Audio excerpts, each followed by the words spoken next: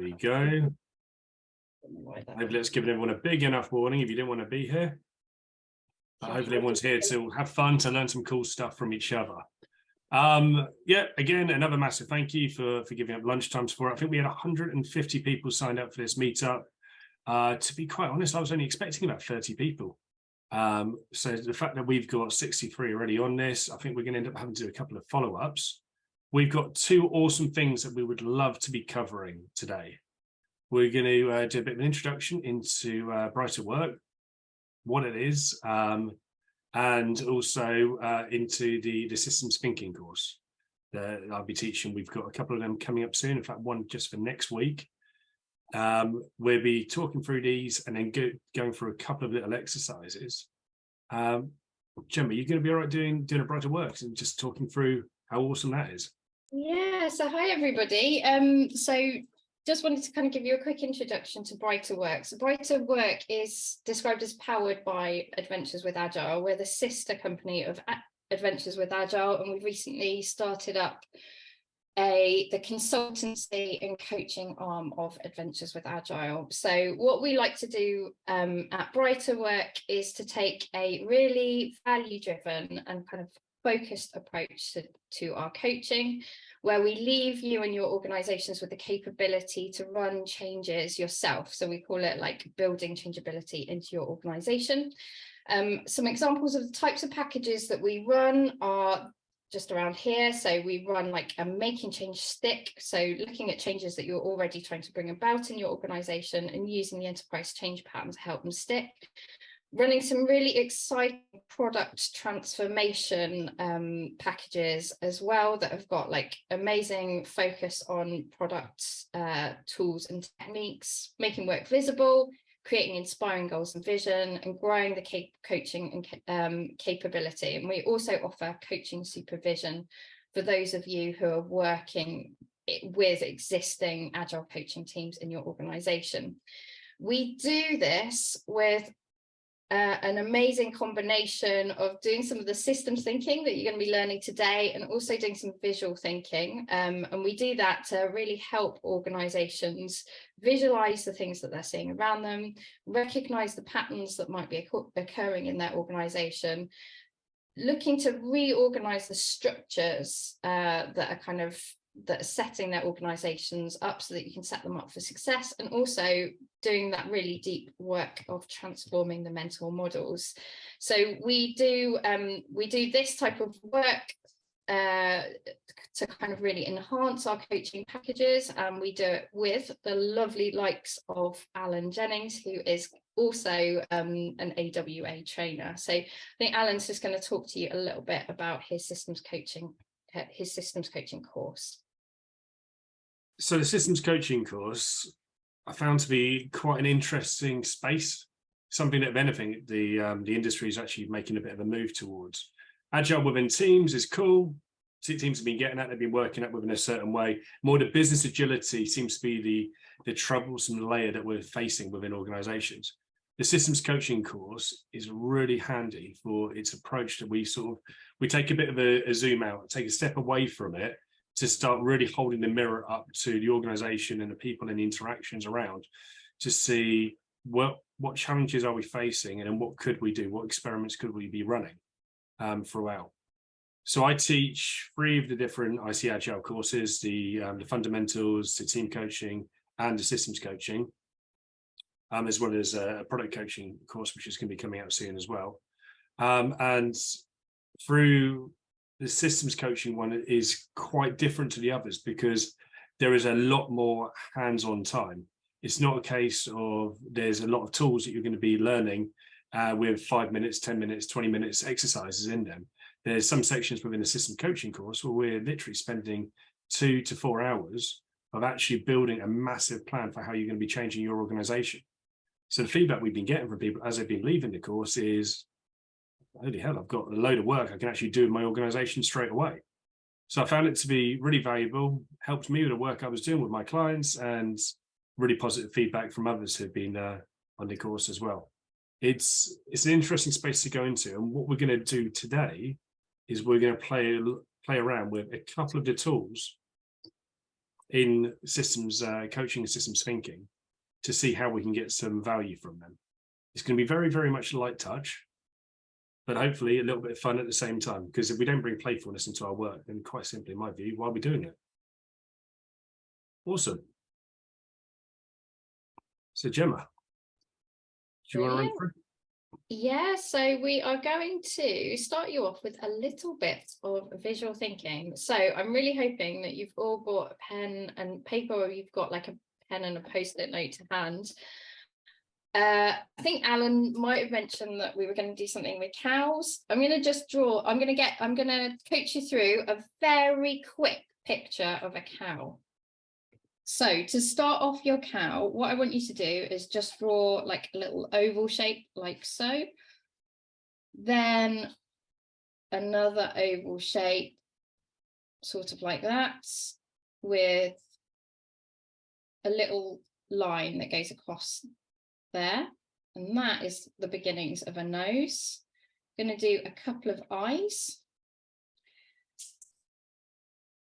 Then a couple of horns. A couple of ears. Then drawing the legs, and like a little tip here is just to kind of make them sort of bend them slightly inwards like so. And then whack a little tail on at the end. And then from that point, you can then start adding splotches in any way that you see fit. So what you should have is a picture of a cow, and once you've finished your picture of a cow, wherever it may be, you just want to turn on your camera and share it with us all. I'm going to stop my share so that we can see all your wonderful cow pictures. And that is looking absolutely beautiful. Oh, and I'm desperately trying to take a screenshot here. There we go. Oh, all the lovely cows. Thank you. Brilliant. So Alan, what have we created? So what we've got here is we've got a system. The cow itself, with its organs, with the way it works and the way it all interacts with each other, is on its own, it is a single system. But as we look out at all of us with our grouping of cows, what we've got is it's more closely aligned over towards a collection of cows. Our cows aren't necessarily interacting at the moment. They're individual pictures that we've gone and created ourselves. But what we want to do is turn this over into a whole system of cows, a herd of cows. And that's going to be sort of the big aim from us of how do we turn this from lots of individual cows doing their own things, as opposed to a lovely group, a lovely community of cows, having a bit of fun and learning about systems coaching all at the same time. So I've got to remember to turn this filter off, because I did last time carry on talking to people for another 2 hours, similar to the person who did it as a potato, without realizing I still had these filters on. So when we're looking at a difference between a collection and a system, a collection, things interacting with each other, collection, things sitting around not interacting with each other, system, things interacting with each other. We like to use a term with cows. For example, if you were to cut a cow into two, sorry for the vegans on the call, you don't get two smaller cows. You end up with two lumps which aren't really working together. Some might argue if you leave it long enough, it becomes two separate systems as mold and whatever starts working on it. But when we're looking at a system with parts interacting, if you can cut it in half and it still is acting as the same, that's not quite the right system. We're looking at a collection of items that need to be interacting with each other. And that's just the first bit, looking into how we work as systems. The next bit, if we take everyone over to the Iceberg model. Now, this is a main tool that we're going to be playing with today. The idea behind the iceberg model is there's 4 different sections to it. We've got the events, the things on the surface, the items that we see. Then, as we go under the surface, they are the patterns that support this event from happening. And then the structures that might exist within the organization, the area, the system that we're within. And then right at the bottom is the mental models, the beliefs that might exhibit. The exercise that we're looking at here, and we will have a moment where everyone goes into breakout rooms and starts applying this, is it's about revealing to the system itself what's actually happening. So the first example that we've got here is we're looking at what happens when a player scores a goal. So a player scores a goal as the observable event. And then, as we look at the patterns that happen underneath this, it might be that it's always around the 80th minute. We've noticed that the team seems to be scoring goals then. We then also looking at other patterns, tends to be during home games. We score. There might be certain people passing to certain people, groups, collections, interfaces that seem to be working well. We know that the left midfield liked passing to the forward, that they've worked with each other before. They might play in the same international team, for example. And then we've also got a pattern that before the big games, there's certain rules that are put onto the teams, which are supported by these patterns, which is we go to the spa the night before, the team have got a curfew. These come around through some of the structures, such as the players' well-being schedule. We've also got the supporters bus, which allows to ensure that we've got the right supporters there, keeping the motivation high so the team's aware that they're all there. We've got the passing drills, we've got the free kick drills, the things that allow the players to actually work well with each other and bounce off each other. And then we've got the beliefs, the mental models. So it might be that the coach believes that players won't focus if they're able to go out and have a few drinks the night before, if they're not following the well-being schedule. That will lead them to have poor performance the following day and not allow the goals to actually come around. The mascot might have the belief, for example, that if it's coming up to the 80th minute and the team's down, that they've got to do a certain dance a certain way because it's worked for them the last 5 times. And by taking these beliefs, these mental models, for them, it makes a huge difference and it's what contributes to the team scoring a goal. What we do for this model is we break it down from the key event to the different steps throughout, looking at the patterns, looking at the support and structures, and then we look at the mental models with the beliefs around it to then see what could exist around these key events. And then looking at this as a whole system, we could then decide to start exploiting, changing, challenging any of these behaviours. But for today, for what we've got 20 minutes left over, we're not going to be able to fully explore how we can change this, but what we're looking to is to reveal to the system using this model what patterns, what behaviors, what mental models might exist. So I've got another example here of a person sick off work. I'm not going to give you any more information, just that we know that a person's sick off work. So could I ask people to type out what patterns could be coming around or could exist with people being sick off work? If you can type out into Zoom, then we can see a couple of potential patterns that might exist.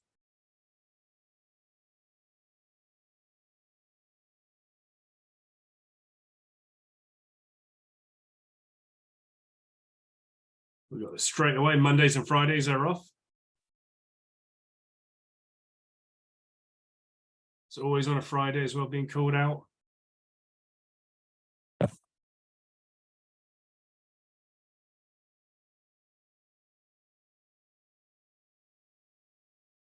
worked with a person who we realised after a few months, he was always off sick for the big planning days.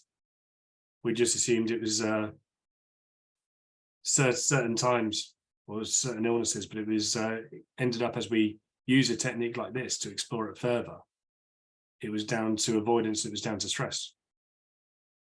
So we've got a few others as well, mentioning here about stress levels, about language, deadlines. Cool. Great, we've got a ton coming in already. So let's have a look at some structures. Some structures that might exist within the organization, within the system, that will have a contributing factor to person being sick off, or that it might have a knock-on effect to these patterns that we're talking about.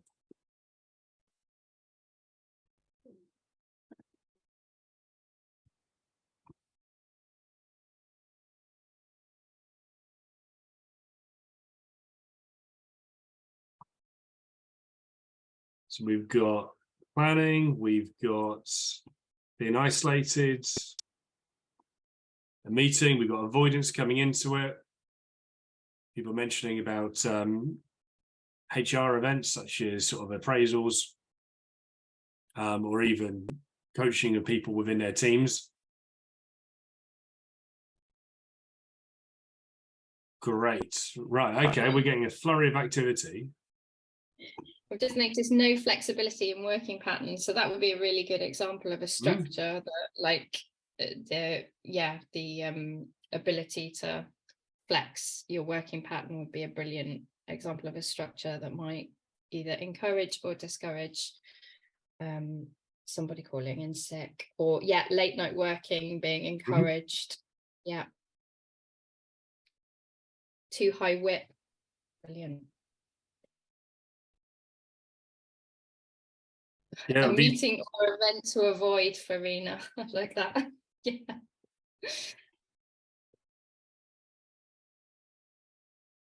Okay, so Gemma, I'm thinking we go into breakout rooms and we start applying this model to a few of the case studies that we've got and created. Yeah. So what we've got, as you scroll down the scroll down the mural, is we've created a few areas for everyone, for each of the groups. So we've got 64 people on this meetup. So we're going to create probably about 7 different breakout rooms, and we're going to fire you into them for the next 10 minutes. And within those breakout areas, what we're wanting you to do is to apply this model to, even if it's just one of the post-it notes that we've given as an example there, that'll be fine. If you feel a bit punchy and that you can get a couple in, and go for it. But the idea is that you've gone through this process, applying this to at least one post-it note. Press the button if you want to call one of us in. We will be roaming around. We will be coming into the areas, but we'll have a 10-minute exercise actually applying this, and then come back as a group to talk through what we've learned from our first tool that we picked up within systems thinking and coaching. Okay, so I've created 10 rooms, sorry, not 10 rooms, 9 rooms. So if there are any problems, like you don't find anybody's chatting like in your room, you don't end up where you think, come back into the main room and we will give you a hand. Brilliant. All right, we will see you in 10 minutes.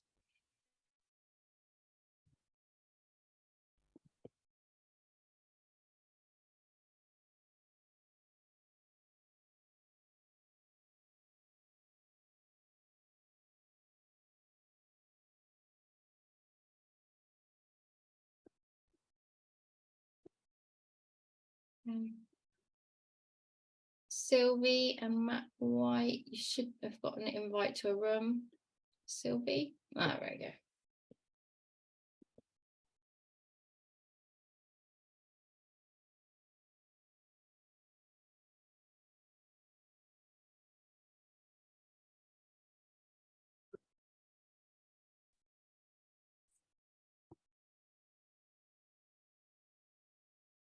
Now, what we'd like to do is we'd like to do a little bit of reflection on that exercise. On the mural board, we've got a lovely section created under the outlines for reflection. We'd love it if people could grab a post-it note and start typing out sort of a few things that might have come up using this exercise. As we said, it was going to be a small tool for a very, very short amount of time for us to start playing around with.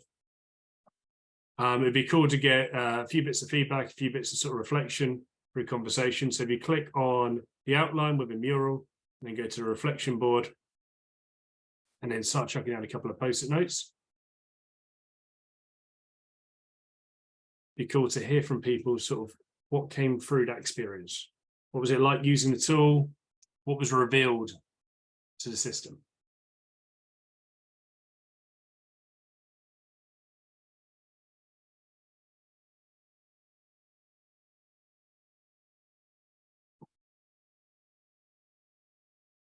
Awesome.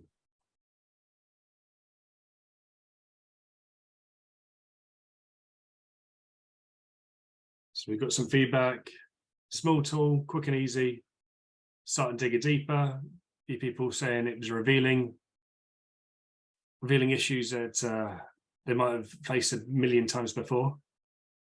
Did anyone recognize any of those sort of the case studies, any of those scenarios, and think, damn, I've been through that a few times? Very much. I'd hope so. I think we've all got a few battle scars from some of those setups. Did anyone have anything come out through using that model when they looked at the problem and they thought, oh, I've dealt with this a million times before? Did anything pop up and they thought, oh, that's a bit different?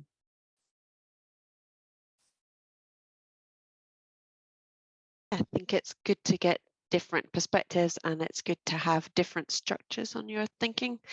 Having structured conversations is something that came up in the group, and this feels like a good structure for not solutionizing. Oh, thank you for that, Farah. It's quite easy to jump into these situations with bias. I've dealt with this before. I know the answer for it, but to take a step back to look at the whole system, and then to work out, okay, we've seen there's a pattern or there's a structure that might exist within here. What if we tweak it? This was just to reveal the system. From this, you could take the next step of, okay, let's put a plan in place for the next month. We're going to change this behavior, or we're going to aim to address this problem within it. And that's where I've said, well, we've ran the full course. So people have got the huge value of walking away going, I've now got a 3-month plan of what I can do with my organization, how I can make things different. This was, 15 minutes. We gave you an introduction to a topic, a couple of case studies, and then trying to play around with it. I wasn't expecting to change the world, and I appreciate you for hanging around and for playing around with a tool for it. But very much, if anyone's interested, we'd love to have people come along, ask questions, join the next course. We've got in the thank you all section, we've got a couple of links there to Bryter Work. If anyone wants to understand more about Bryter Work and the offerings, I'll be honest, the website's frigging lovely. Have a click through it, have a look at some of the packages on there. Can't remember who created it, but it's absolutely gorgeous to make your way through. And then under the systems coaching as well, we've got a discount code for the next course, which is next week actually. Half days online in the afternoon, with the Friday very much being an early finish on it, because as everyone wants an early finish on a Friday. But also the idea is that you will leave there with a plan for how you can actually apply this within your organization. The links, we're also going to put them within the chat. I can see a fair few post-it notes being created over the top. So we will put it into chat, and we will email people afterwards as well. We're available for the next few minutes if there's sort of any questions, any sort of catch-ups with people. It's been great to have everyone with us today to come to a meetup. Personally, over the last couple of years, I've been missing them. Looking forward to some in-person ones. We've got some more scheduled, a couple online, a couple in person coming up through AWA and through Bryter Work. But as always, we love to hear from the community, or what we like to think of what was a collection of cows that might become a herd of cows, that we can then have as a lovely herd of learners on a journey to pick up some new skills, some new tools, and then we can start applying them. Brilliant. Okay, Gemma, anything that you want to sign off with? No, I just wanted to check to see, is there anybody who has taken something today that they might now want to try, and in what situation might you be trying that in?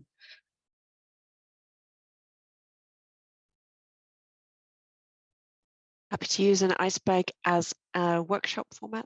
So run a lot of workshops, give that a try. Yeah, I think it's fantastic to use with a group. Like many of the systems thinking tools that we're sharing with you, they're tools for conversation, so they set up a deeper conversation. So do let me know if you want to kind of talk through using that as a workshop. Oh, it looks like Alan wants attention, so No, I just want to leave it with everyone thinking about the cows. You cut a cow in half, it doesn't work, it doesn't become 2 cows. We want to look at the system, reveal it to itself, and see what we can do. Yeah, Mary, I've just seen in the chat, she's saying she wants to use it as a deep dive for some retro issues. It's really brilliant tool for using for retrospective, to just like really help to dig down and understand a little bit more about why things might be the way they are. It's a fantastic tool if you're ever trying to put in a change and then you discover you like really feel like you're kind of like wading through treacle, is the kind of phrase that I kind of put it as. This can often help explain like where the system is pushing back. There might be some beliefs, some fundamental beliefs that are embedded in a team or an organization that means that they're pushing back. It can be that actually there's some real like formal structures, or meaty kind of structures that are actually pushing back, that means that your change isn't able to take effect. So it does really help you think through that, and also think back up the pyramid, back up the iceberg as well, in terms of what you might then need to change in terms of those beliefs or the structures, and then where the patterns change that help you understand if you're actually seeing shifts in behavior. So I've noticed that there's somebody saying that they might use it in the now section of the enterprise change pattern. Yeah, it's definitely a tool that you can use with the enterprise change pattern. So yeah, that's a really great thought. So yeah, thank you very much for sharing your lunch break with us today. And if anybody's got any other questions, do feel free just to spend some time now with me and Alan, and we can answer those for you now.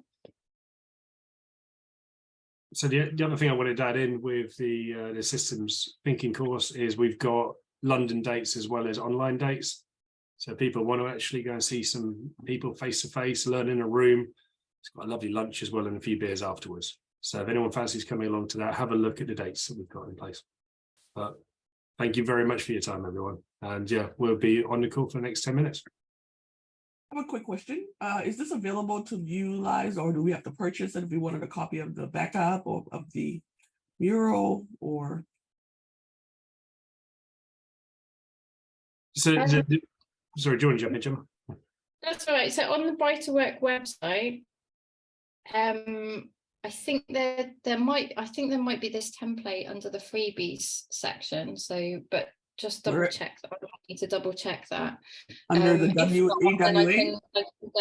I can get that added maybe in the next couple of days. Okay. But yes, just sorry. And then Alan, what were you going to say? So it was something that we created for today's workshop, but if there's appetite for it, we can turn this into a mural template and we can share this. That would be great. Yes, thank you.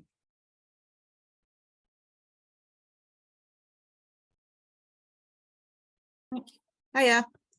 So I was first introduced to really systems thinking and systems modeling when I went on a LESS course. And in the organization that I'm in at the moment, they're growing really quickly. It's a really great place to be. But now they're talking, oh, we need to adopt a scaling framework. We need to adopt a scaling framework. And I'm like, hang on a minute. Because one of the things that was made very clear is that if the organization isn't set up to really embrace business agility, it's always going to fail. Any sort of agile transformation is going to fail. So my question is, what, I'm going to say arguments, what help me convince them that we need to optimize the system first before we just put a chassis on, a scaling chassis on this? So it's about showing them the problems, holding the mirror up, taking very much a Gestalt coaching approach here, which is what the tools that we're looking at here. Was that the Craig London course, the LESS course, where he uses causal loops to then reveal the whole system? Yeah, I attended that one a few years ago. In my brain. It's so we cover that within the systems thinking course to show people where the problems are, to help them then work out, okay, so which loops do we want to start identifying and to start improving on. But it's about doing that with people, to take them through the exercise to show where challenges exist, and without revealing it to them, that we feel like sort of like the lone crazy person dancing in a field telling them everything's wrong. So how do we get them to be the people who dance alongside us to say, oh, now I can understand that there is a problem and here's the real issues in the organizations, as opposed to let's apply the duct tape to it. Yeah, thank you. So sorry, it felt like a non-answer at the same time. Yeah, it's at least I've been identified as a lone crazy person. So it's about trying to find either other people in the organization who experience the same problems, or the best way to reveal the problems to the people who have influence for it, so they can acknowledge it and come dance alongside you, as opposed to you feeling like you're the person on the outside. Yeah, using something like using multiple icebergs to say there is not just one, because like creating a dependency map is not going to resolve the fact that we have too many dependencies. Yep. Thank you. And then Al, I think it's also like thinking about what problems or what solutions you're trying to optimize for with that group as well, just to really kind of help you focus in on that. So what business result are they looking for from this? And then you can use something like the Iceberg model with them, and like Alan says, then you're not the only crazy person in the room. They become the crazy person with you, because they understand, they've discovered that problem with you. So again, I think these tools are most powerful when they become a tool for shared discovery of the root causes. Cool. Oh, we just got Farah, who's raised her hand. Farah. Hello. Hi. On that note, find that often teams are very open to this kind of thing and for exploration. But when it comes to the leadership and you wish to explore problems in depth, it's usually bring me solutions, not problems. But I don't know how to bring any solutions without understanding the problem. But if I'm not allowed to, how do you find a route into that?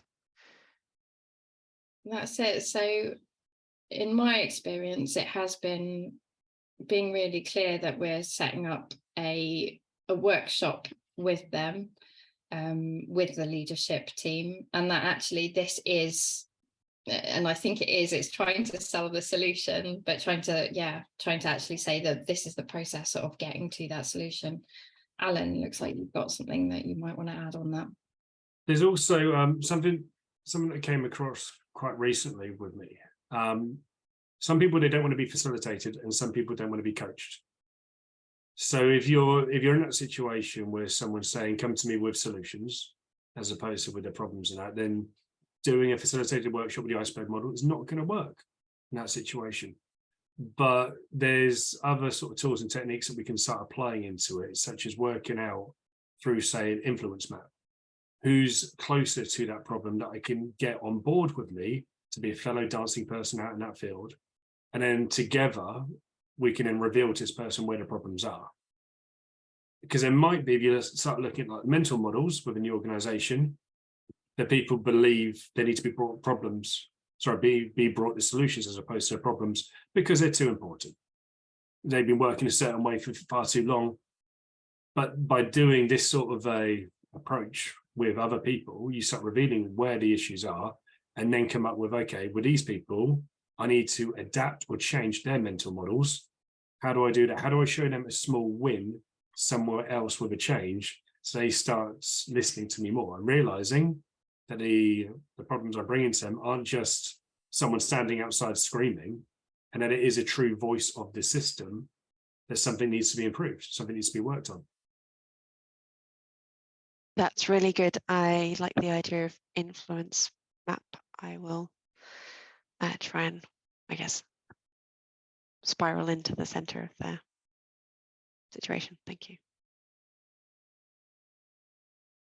I think I saw a hand up from Mary as well. Mary, if you're still on. I put my hand down already. Oh, okay. So we've probably got another minute for any questions, if anybody's got a question.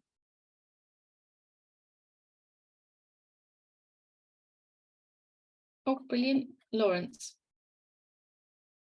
Yes, Alan mentioned the voice of the system. I have a colleague who has done system coaching as well, and he often talks about the voice of the system. Mm-hmm. When it's an organization, when the system is an organization, it's, for me, very difficult to grasp what this voice of the system is. Can you give me some clues? Or So it helps with the language to start off by talking about that the system itself has a voice and has its own identity. It very much comes from an ORSC concept, the yes. system, and think about the third entity for it. By getting people to realize that the comments and the feedback might be a voice system, as opposed to, you might be familiar with the squeaky wheel within an organization. If someone's just saying do it, or complaining, and they get filtered out because they're deemed as a squeaky wheel, as opposed to acknowledged as, actually, this is a voice of the system. Let's explore it and see what we can do. Otherwise, they feel outside system as opposed to as a whole. By having conversations with people in the organization, changing language to talk about, well, this is what's come from the system, as opposed to this has come from Dave the complainer over there, it will help people actually listen and understand what we could start doing. I found it to be really useful for just general conversation. I also use like Lego Serious Play, for example. I don't know if you've come across that, when we're talking about a model and the challenge the model is facing, we've externalized it to talking about the Lego model as opposed to the person and what they're going through. So by saying the system needs this, it makes it less personal about the person and their view, but more about, okay, from the system, we're seeing this information come out, these metrics, these areas of change that could help. So it means that the voice of anybody in the system can be seen as a voice of the system. Yeah, and it should always be acknowledged. Thank you. It helps to understand.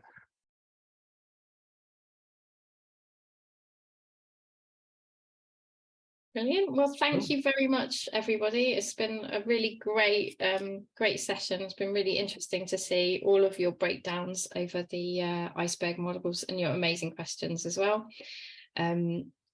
Left a couple of links in the chat, but otherwise we will see you all very soon. Thank you. Take care. Take care. Bye-bye. Thank you. Bye. Thank you. Cool. Cheers all.